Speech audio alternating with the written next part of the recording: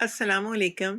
अपने चैनल पर हम आपको खुशामदीद कहते हैं। हर रोज़ एक नई कहानी को सुनने के लिए हमारे चैनल को सब्सक्राइब कर लें और कहानी को मुकम्मल सुनें। शुक्रिया। मैं अकेले कमरे में बैठी बोर हो रही थी। करने को मेरे पास कुछ भी नहीं था। अजनबी जगह, अजनबी शहर, अजनबी मुल्क। मुझे बहुत उकताहट हो रही थी। अभी मैंने एक बुक उठाई ताकि पढ़कर अपनी बोरियत को दूर कर सकूं। इतने में फुफ्फो कमरे के अंदर दाखिल हो गई। उनको देखकर मेरा मूड सख्त खराब हो गया, मगर जाता नहीं पा रही थी क्योंकि अपनी शामत को नहीं लाना चाहती थी, क्योंकि फुफ्फो फौरन अब्बा को फ़ोन करती और मेरे बारे में एक की 10 लगाती। अब्बा मुझे तो फ़ोन में डांटते जो डांटते, मगर अम्मी का बुरा हाल कर देते। कहते तुम्हारी बेटी, तुम्हारी परवरिश अच्छी नहीं, मेरी बहन के सामने तब ज़ुबान दराज़ी करती है। सिर्फ अम्मी की खातिर मैं अपने लब सी लेती थी, क्योंकि मुझे अपनी माँ से बहुत मोहब्बत थी। इसीलिए फुफ्फो की कड़वी कसैली बातें सुनकर अक्सर मैं जहर का घूंट भर कर रह जाती थी। फुफ्फो कुछ देर तो मेरे चेहरे की तरफ देखती रही, फिर बोली, आज शाम मेरे हमसाये में एक शादी है, तुम भी मेरे साथ ज़रूर चलना। सारा दिन घर पर बैठी बोर होती रहती हो, कहीं आती जाती भी नहीं हो। यूँ लगता है जैसे मैंने तुम्हें कैद कर रखा हो। फिर भाभी कहेंगी कि मैंने उनकी बच्ची पर बहुत जुल्म किया है, इसीलिए सोचा आज तुम्हें अपने हमसायों की शादी में लेके जाती हूँ। वैसे भी तुमने यहाँ की रस्म रवाज के बारे में कभी भी कुछ नहीं सुना होगा, कभी देखा नहीं। तुम्हें यहाँ की शादी देखकर अच्छा लगेगा और नित नई रस्में देखकर मज़ा भी आएगा। फुफ्फो ने मुझ पर तंज करने के साथ एहसाने अजीम करते हुए अपने हमसायों की शादी में चलने का कहा। उनकी बात सुनकर मैं बेजारी से सर हिलाकर रह गई। मैं इन्हें कह नहीं सकी थी कि मुझे उनके हमसायों की शादी में जाने का शौक नहीं है और ना ही यहाँ के रस्म रवाज जानने में इतनी दिलचस्पी है, मगर खामोश रही। जानती थी कि अगर इनकार किया तो फुफ्फो का मिजाज बिगड़ जाएगा और मैंने जी हजूरी में सर हिलाया तो फुफ्फो बाहर चली जाएंगी। यकीनन वो मसरूफ़ थी, वरना इतनी आसानी से ना जाती। तंज के 2-4 तीर ज़रूर मार दिया करती थी, मगर उनको मौका भी नहीं दे रही थी मैं। जब से मैं आई थी, फुफ्फो का मूड ख़राब था और बात बात पर मुझ पर तंज करती थी, क्योंकि उन्होंने मुझे अपनी तीमारदारी के लिए बुलवाया था और अम्मी ने भूलकर कह दिया था कि मेरी बच्ची की तबीयत ठीक नहीं, वहाँ जाकर उदास हो जाएगी। मैं इसे भेजना नहीं चाहती, अगर तुम कहो तो दूसरी को भेज देती हूँ। और इस बात पर फुफ्फो ने बहुत बुरा मनाया था। यही वजह थी कि फुफ्फो के कहने पर मैं खामोश रही और दिल पर पत्थर रखकर इनके हमसायों की शादी अटेंड करने का सोचा। मैं बहुत कम गो थी और ज़्यादा किसी के साथ खुलना मिलना पसंद नहीं करती थी, मगर फिर फुफ्फो की बात पर सोचा, सच ही तो कहती हैं। पहली दफ़ा किसी ईरानी फैमिली की शादी अटेंड करूँगी, बहुत कुछ नया देखने को मिलेगा, तो क्या पता मेरा भी वक्त अच्छा गुजर जाए और मेरी बोरियत दूर हो जाए। मैं वाकई फुफ्फो के घर में बहुत बोर होती थी। मेरी फुफ्फो के शौहर की नौकरी ईरान में लगी हुई थी, जिसकी वजह से फुफ्फो को भी ईरान में शिफ्ट होना पड़ा। मगर फुफ्फो को ईरान की आबो हवा रास नहीं आई और शिफ्टिंग के कुछ ही वक्त बाद मेरी फुफ्फो बीमार हो गई थी। चूँकि वो मेरे अब्बा की लाडली बहन थी, इसलिए पहली फुर्सत में अब्बा को फ़ोन कर दिया कि अपनी बेटी को मेरे पास भेज दो। जब तक मेरी तबीयत ठीक नहीं होती, वो मेरे घर को संभाल लेगी। और अब्बा ने भी फौरन हामी भर ली। मेरा दिल तो बहुत बुरा हुआ था, मगर अब्बा की वजह से मैं खामोश हो गई और ना चाहते हुए भी फुफ्फो की तीमारदारी करने ईरान पहुंच गई। मुझे घर वालों की याद आती थी। पहली बार उनसे इतना दूर रही थी, वो भी दूसरे मुल्क में। फुफ्फो बीमार थी तो कहीं घूमना फिरना भी नहीं हुआ, घर पर ही बैठी रहती थी।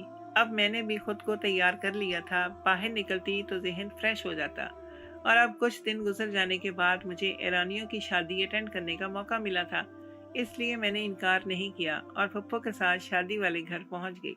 तब ईरानियों के बारे में बताते हुए फुफ्फो ने बताया कि इस औरत की ये दूसरी शादी थी और दूसरा शौहर बहुत कम उम्र है, जबकि वो खुद 25 साल की औरत है। मैं फुफ्फो की बात सुनकर हैरान तो हुई, मगर खामोश रही। मैंने दिल में ये सोचा, नसीब की बात होती है, इसका पहला शौहर बुरा होगा, उसने उसे छोड़ दिया और अब जब इसकी दूसरी शादी हो रही थी तो अल्लाह ने इसके नसीब में कम उम्र शौहर लिख दिया था।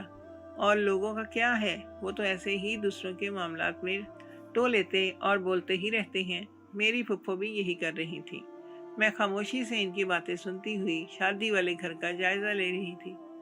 वो बहुत बड़ी हवेली वाला एक घर था जहाँ ढेरों औरतें जमा थीं। थोड़ी देर गुजरी तो दुल्हन को लाया गया, निकाह की रस्म हुई और बहुत सी ऐसी रस्में भी हुईं जिनके बारे में मैंने कभी नहीं सुना था। मैं बहुत दिलचस्पी से सब कुछ देख रही थी। और फिर जब निकाह के बाद दूल्हा को स्टेज पर बिठाने के लिए लाया गया तो ये देखकर मेरी आंखें फटी की फटी रह गईं। वो लड़की तो 25 वर्ष की जवान थी, मगर लड़का बहुत ही कम उम्र था। और तब पहली बार मैंने फुफ्फो से दूल्हा की उम्र पूछी तो फुफ्फो ने बताया कि वो 14 साल लड़का है। मेरी हैरत की इंतहा नहीं रही थी। इतने कम उम्र लड़के के साथ 25 साल की तलाक याफ्ता औरत से शादी हो रही थी। लड़के के माँ बाप को भी एतराज़ नहीं था और लड़की भी बहुत खुश नज़र आ रही थी, यूं जैसे इसके हाथ कानून का खजाना लग गया हो। हालांकि ऐसी लड़कियां इतनी छोटी उम्र के लड़कों के साथ बहुत गैर आरामदेह महसूस करती थीं, मगर इस लड़की के चेहरे पर ऐसी कोई बात नज़र नहीं आ रही थी। खैर, मैं सर झटक दीगर रस्मों को देखने लगी, जिन्हें देखकर मुझे बहुत मज़ा आ रहा था। बाद में इस शादी का तज़किरा करते हुए फुफ्फो ने बताया कि यहाँ पर हर दूसरी औरत ज़रा सी बात पर अपने पहले शौहर से तलाक ले लेती है और फिर ऐसे ही 14 साल के लड़के के साथ शादी कर लेती है। इनका मानना है कि 14 साल का लड़का बहुत फर्माबरदार होता है और इनको परेशान नहीं करना, यूं इनकी ज़िंदगी आसान हो जाती है। और लड़के के वालिदैन भी एतराज़ नहीं करते क्योंकि सब ही गरीब हैं, अपना बेटा ब्याह कर एक एक खर्चे से जान छुड़ा लेते हैं। मुझे ये सब कुछ सुनकर अजीब सा लगा था। चंद शादियों की बात होती तो खैर थी, मगर फुफ्फो तो कह रही थी कि यहाँ हर दूसरी औरत यही काम करती है। ऐसा कैसे मुमकिन था? और ये मामूली बात नहीं थी। मुझे कुछ अजीब सा महसूस हुआ, मगर मैं खामोश रही। फुफ्फो से इस बारे में ज़्यादा बात नहीं कर सकती थी। वैसे भी मेरा इन सब में क्या लेना देना था कि मैं ज़्यादा टो लगाती, इसलिए भी खामोश रही। इसके बाद भी 2-3 शादियां ऐसी हुईं जहां पर मेरा जाना हुआ। इन शादियों का भी यही हाल था। लड़की तलाकशुदा होती और इसका दूसरा शौहर 14 साल लड़का होता। जब मुसलसल 2-3 शादियां ऐसी देखी तो मुझे तजस्सुस होने लगा था। और एक शादी में मैंने चंद औरतों से बातों में इस बारे में सुनगन ली थी, तो ये जानकर मुझे हैरत हुई। ये औरतें पहली शादी के 5 साल बाद अपने घर से अपने शौहर से किसी न किसी बात पर लड़ाई करके तलाक ले लेती थी और फिर जैसे ही इद्दत पूरी हो जाती 14 साल के लड़के के साथ ब्याह कर लेती। फिर बाकी की ज़िंदगी बहुत सुकून और ऐश से गुजरती थी। ये बात करते हुए इन औरतों के लहजे खासे जुबानी थे। वो यूं जैसे बात कर रही थी, इशारा दे रही थी, मगर मैं चूँकि इनके बारे में ज़्यादा नहीं जानती थी और ना ही मैं ईरान की रहने वाली थी, इसीलिए मैं इनके इशारे नहीं समझ सकी। मुझे इतना तो यकीन हो गया था कि कोई न कोई बात ज़रूर थी और सभी औरतें ऐसा करती हैं, वरना हर घर में भी एक जैसा माहौल नहीं होता कि शादी के 5वें साल तलाक ले ली जाए और फिर 14 साल के लड़के के साथ ब्याह कर दिया जाए। माना कि हर जगह बुरे मर्द पाए जाते हैं जो अपनी औरतों की हिफाजत नहीं करते, मगर ऐसा भी नहीं था कि हर मर्द की एक जैसी ही आदत हो। और फिर मखसूस वक्त ही क्यों, और इसके बाद शादी के लिए सिर्फ कम उम्र लड़का क्यों चाहिए होता। लड़के के माँ बाप का खामोश हो जाना तो इस बात में समझ नहीं आता। लड़के के माँ बाप का खामोश हो जाना तो समझ में आता है, लालच इन्हें खामोश करवा देती है। मगर ये बात समझ में नहीं आई थी कि हर औरत की पसंद 14 साल का लड़का क्यों होता है। ये बात मुझे खटक रही थी। ऐसा लग रहा था कि सब पहले से प्लान किया जाता है, कुछ तो दाल में काला था। पहली बार मैंने ये बात भुला दी कि मैं ईरान में ज़बरदस्ती रहने पर मजबूर थी और मेरा यहाँ दिल नहीं लग रहा था। मेरे जहन में एक ही बात सवार थी कि मुझे इस बात की टो लगानी है, मगर कैसे, और इसका मौका भी मिल गया। मैंने ईरान की एक लड़की से दोस्ती कर ली जिसका घर फुफ्फो के घर के बिल्कुल पास था। वो बहुत हंसमुख और मिलनसार थी, मेरे साथ अच्छी खासी गपशप हो जाती थी। इसकी हाल ही में तलाक हुई थी और वो भी 14 साल के लड़के की तलाश में थी। और जब मैंने ये बात सुनी तो मेरे जहन में आया क्यों ना इसके साथ दोस्ती कर लूं और बहाने से ये राज उगलवा लूं। आखिर ईरान के इस गांव की औरतें तलाक लेकर 14 साल लड़के के साथ ब्याह क्यों करती हैं? अब ये बात तो मुझे कंफर्म हो गई थी कि हर लड़की के साथ जुल्म नहीं होता, क्योंकि इस लड़की का शौहर बिल्कुल भी बुरा नहीं था। हाँ, बस गुर्बत की तंगी थी, इसके अलावा और तो कोई बात नहीं थी जिसको वजह बनाकर तलाक ले ली जाए। ऐसा लग रहा था कि वो लड़की गुर्बत से तंग आकर अपने शौहर से तलाक ले चुकी थी, और इसी बात ने मुझे मजीद बेचैन कर दिया कि अगर वो गुर्बत से तंग आकर तलाक ले रही थी तो इसका दूसरा ऑप्शन एक अमीर ज़्यादा होना चाहिए था, ना कि शौहर के नाम पर छोटी उम्र का लड़का जो कमाता भी ना हो। इस लड़की की गुज़श्ता ज़िंदगी, फिर तलाक और इसके बाद दूसरी शादी के लिए 14 साल लड़के की डिमांड, इन बातों ने मुझे चौंका कर रख दिया था। अब मैंने समझ लिया कि इस सब के पीछे कोई न कोई राज ज़रूर छुपा हुआ था। लिहाजा मैंने गैर महसूस तरीके से इस लड़की के साथ दोस्ती की और इसका मुंह खुलवाने के लिए कुछ छोटे झूठे सच्चे अपने राज बताए। मुझे मालूम था कि दोस्ती के बाद जब आप किसी को अपने दिल का राज देने लग जाएं, तो जल्द ही इसका मुंह भी खुल जाता है, और ऐसा ही हुआ था। मेरी तवक्को के ऐन मुताबिक जब मैंने अपने झूठे सच्चे दुखड़े सुनाकर इस लड़की को मुकम्मल तौर पर अपना हमनवा बना लिया, तो तब उसने भी मुझे अपना एक राज बताया कि इस गांव की औरतें शादी के 5 साल बाद तलाक लेकर 14 साल लड़का क्यों ढूंढती हैं। और वो राज जानकर मेरे रोंगटे खड़े हो गए थे। मेरे पैरों तले से जमीन निकल गई। मेरा मुंह खुले का खुला रह गया था। मैं बिल्कुल भी यकीन नहीं कर पाई थी कि मुझे ऐसा भी कुछ सुनने को मिलेगा। मैं शदीद हैरत का शिकार थी। इस दुनिया में ऐसा खित्ता भी पाया जाता है जहां औरतें तलाक लेकर 14 साल के लड़के के साथ शादी करने के बाद, मेरा ताल्लुक मतवसत घराने से था, जहां इतनी गुर्बत नहीं थी तो इतनी दौलत भी नहीं थी। हमें अपना घर चलाने के लिए खूब सोच विचार और मेहनत करना पड़ती थी, मगर इस तरह भी नहीं था कि गरीबों की तरह फाके करने पड़ते और एक एक करके आगे हाथ फैलाने का सिलसिला होता। अल्लाह का शुक्र था कि अब्बा की इतनी कमाई थी जिससे हम बहन भाइयों की पढ़ाइयाँ भी पूरी हो जाती और हमारे ज़िंदगी के दिन सुकून से गुजर जाते। अब्बा ने हमें किसी चीज़ की कमी होने नहीं दी थी। वो हमारा ख्याल रखते थे और हमारी हर जायज़ ज़रूरत पूरी करने की कोशिश करते थे। इन सब अच्छी बातों के साथ अब्बा की एक बुरी आदत भी थी जिसने हमारा जीना हराम कर दिया था, और वो ये कि अब्बा अपनी माँ और इकलौती बहन के हद से ज़्यादा फर्माबरदार थे। मेरी दादी और मेरी फुफ्फो इंतहाई तेज़ तर्रार चालाक औरतें थीं। उन्होंने सारी ज़िंदगी मेरी माँ का जीना हराम किए रखा। छोटी छोटी सी बात पर राई का पहाड़ बनाकर वो अब्बा के कान भरती, और अब्बा मेरी माँ के साथ खूब झगड़ा किया करते थे, और कई कई रोज़ अम्मा और हम सब बहन भाइयों के साथ मुकम्मल बातचीत बंद कर लेते थे जब तक अम्मा, दादी और फुफ्फो के से माफ़ी ना मांग लेती।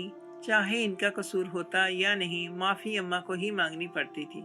यही सब देखते देखते मैं जवान हुई, और ऐसे माहौल और घर में पलते हुए बहुत कम ही लोग खुश गुफ्तार होते हैं, वरना तो ज़्यादातर मुझ जैसे कम गो और हसास बन जाते हैं। मेरी भी यही फितरत थी।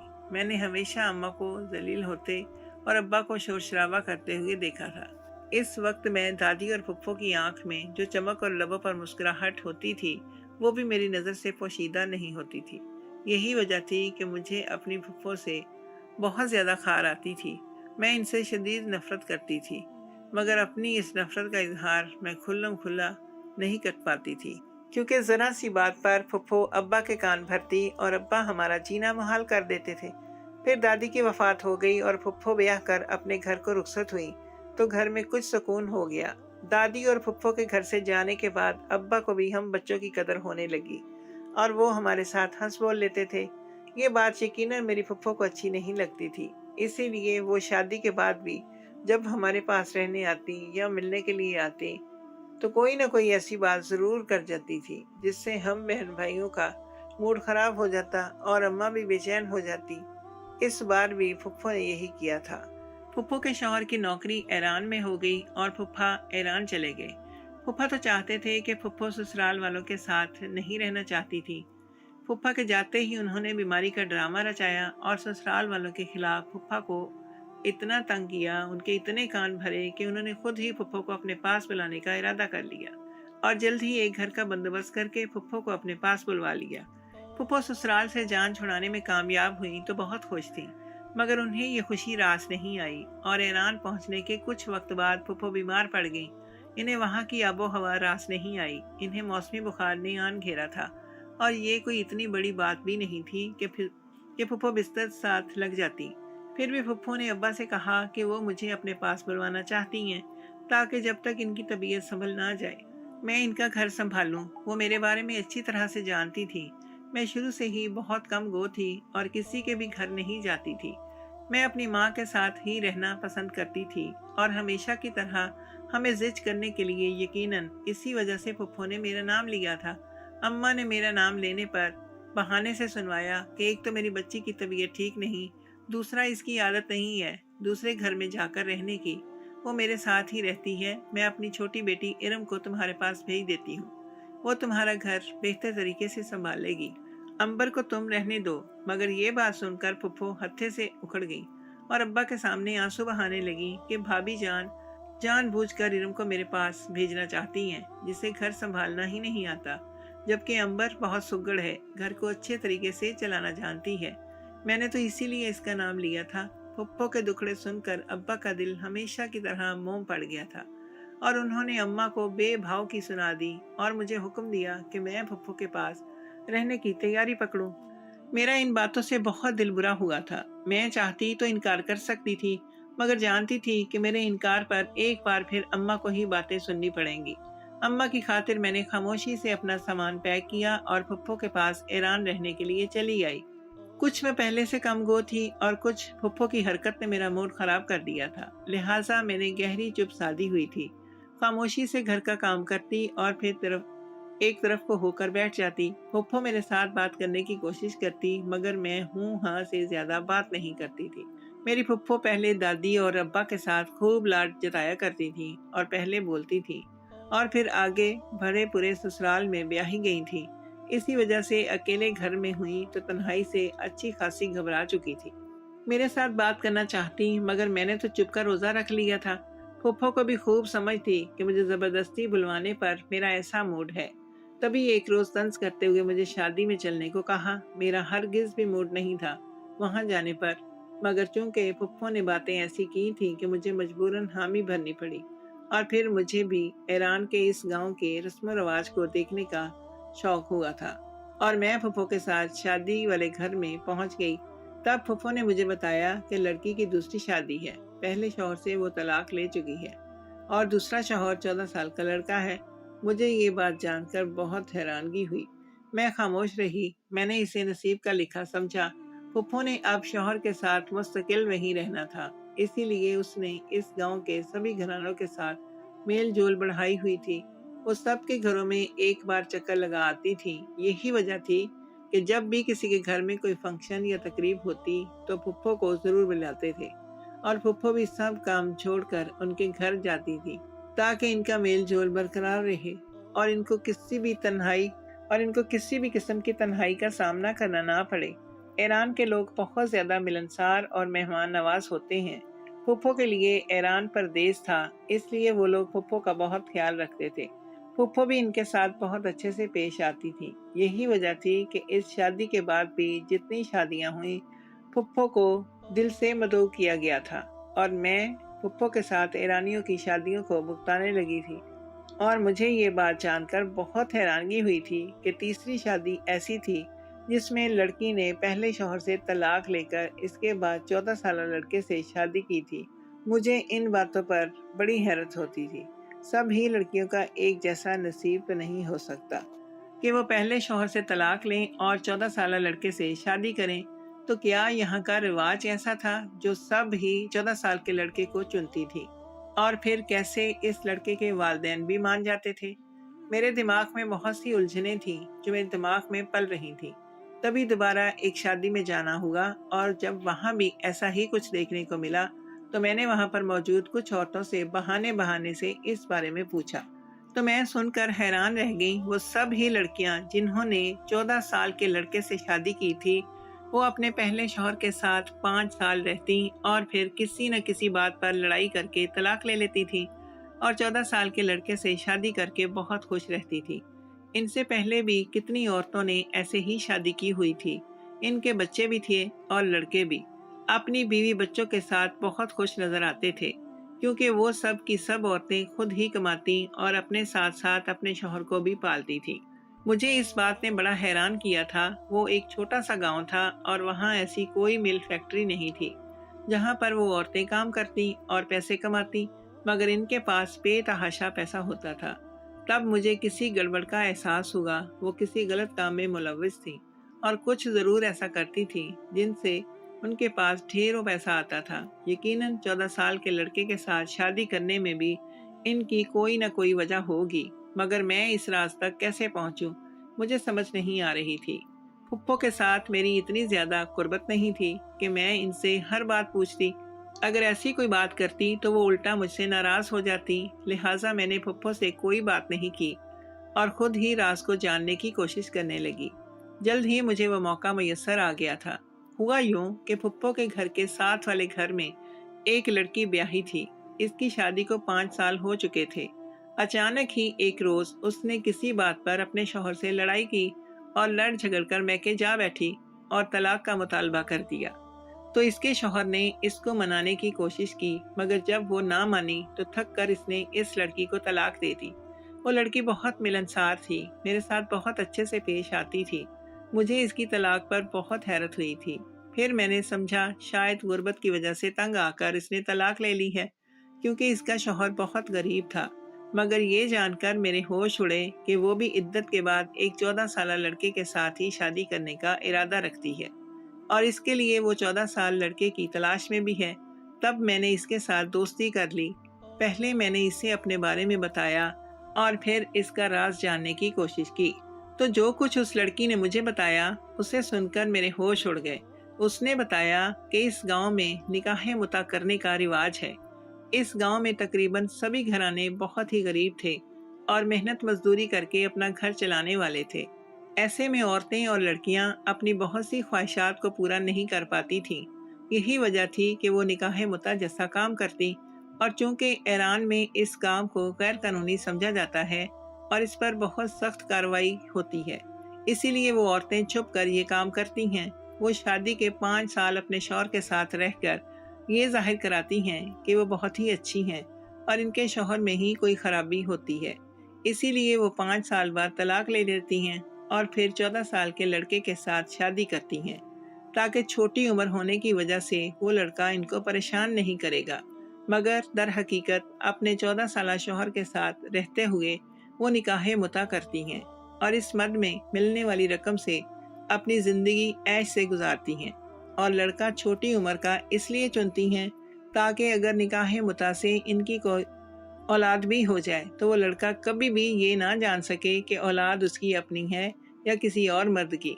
इस तरह से वो औरतों का राज राज ही रह जाता है और इनके पास खूब पैसा आ जाता है। मुझे ये सुनकर इन औरतों से शदीद घिन और कराहियत महसूस हुई थी। मैंने घर में ही रहने पर आफियत जानी और जल्द से जल्द वापसी का सोचने लगी। ऐसी अजीबो गरीब रस्म का सुनकर ही मेरा दिल बुरा हो गया था। मैं यहाँ से जाना चाहती थी ताकि ऐसे मकरू फेल करने वाली औरतों से दूर रहूं। गुर्बत में भी इंसान चाहे तो सुकून की ज़िंदगी गुजार सकता है, अपने अखराजात और अपनी ख्वाहिशात को महदूद करके। मगर ये लोग अपनी नफसानी ख्वाहिशात के गुलाम थे और पैसा उनकी कमज़ोरी थी।